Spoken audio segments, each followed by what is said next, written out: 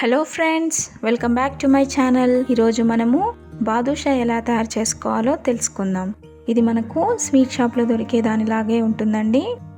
దీనికి కావలసిన పదార్థాలు: మైదా పిండి 2 కప్పులు, చక్కెర 3 కప్పులు, బేకింగ్ పౌడర్, బేకింగ్ సోడా మరియు డాల్డా 1/2 కప్.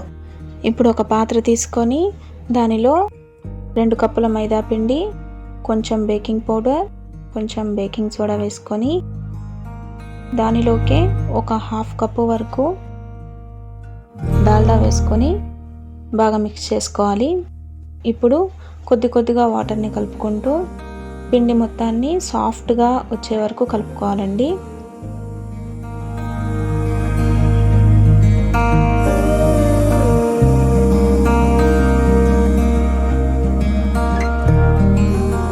పిండి చూసారు కదా ఎంత సాఫ్ట్గా వచ్చిందో. ఇప్పుడు దాని మీద ఒక తడిగుడ్డ కప్పుకొని ఒక 20 నిమిషాల పాటు నానబెట్టుకోవాలి.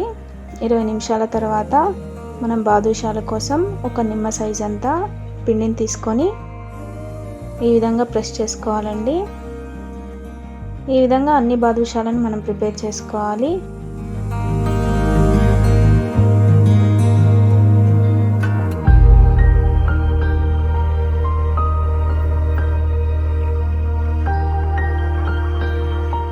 దీని తర్వాత ఒక పాత్రను పెట్టుకొని దానిలో 3 కప్పుల షుగర్ని వేసుకొని దానికి 1 కప్పు వాటర్ని వేసుకొని లేత తీగపాకం వచ్చే వరకు పాకాన్ని చేసుకోవాలి.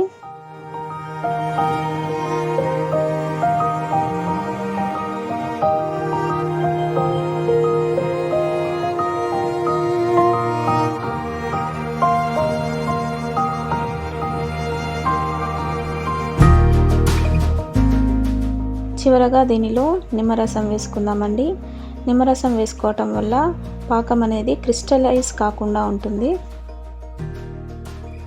ఇప్పుడు ఒక కడాయి పెట్టుకొని దానిలో బాదుషాలకు వేయించుకోవడానికి తగినంత నూనె పెట్టుకొని బాగా హీట్ చేసుకోవాలి ఆయిల్ బాగా హీట్ అయిన తర్వాత ఫ్లేమ్ ని ఆఫ్ చేసేసి మనం ముందుగానే తయారు చేసి పెట్టుకున్న అన్ని బాదుషాలని వేసుకోవాలి. ఒక 5 మినిట్స్ తర్వాత బాదుషాలన్నీ పైకి వస్తాయి. దాని తర్వాత గ్యాస్ వెలిగించుకొని హై ఫ్లేమ్ లో పెట్టుకొని ఒక 5 to 10 మినిట్స్ పాటు బాదుషాలని బాగా 2 వైపులా వేయించుకోవాలి. చూసారు కదా, గోల్డెన్ బ్రౌన్ కలర్ వచ్చాయి కదా. దీన్ని తీసుకొని వేడిగా ఉన్న పాకంలో ఒక 5 మినిట్స్ పాటు నానబెట్టాలి. ఎక్కువసేపు నానబెట్టినట్లయితే విరిగిపోయే ఛాన్సెస్ ఉన్నాయండి. కాబట్టి 5 మినిట్స్ పాటు సోక్ చేసుకోవాలి. తర్వాత వీటిని డిష్ అవుట్ చేసుకోవాలి. ఇంతేనండి బాదుషా. ఇది మనకి స్వీట్ షాప్లో దొరికే బాదుషా లాగే ఉంటుంది. మీరు కూడా మీ ఇంట్లో ట్రై చేసి ఎలా వచ్చిందో మాకు కామెంట్ రూపంలో తెలియజేయండి. మీకు ఈ రెసిపీ నచ్చినట్లయితే please like, share and comment on this video. Don't forget to subscribe our channel, and for more updates press on the bell icon. Thank you.